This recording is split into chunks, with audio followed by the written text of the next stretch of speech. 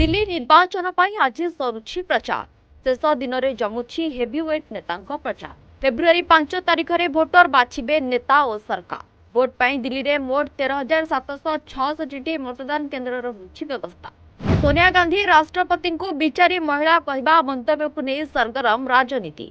सोनिया नाम मुजफ्फरपुर कोर्ट में मामला रुजु। देशर सर्वोच्च सांविधानिक पद को असम्मान करिथिबा होइछि अभियोग। सेपटे सोनिया राहुल और प्रियंका गांधी विरोध में होइछि मामला रुजु। आज लोकसभा आसिबो वाकफ बिल रिपोर्ट। उपस्थापित करेंगे जेपीसी अध्यक्ष जगदम्बिका पाल।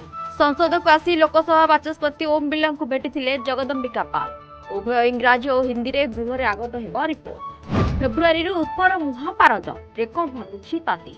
प्रथम सप्ताह बढ़िलानी ताती।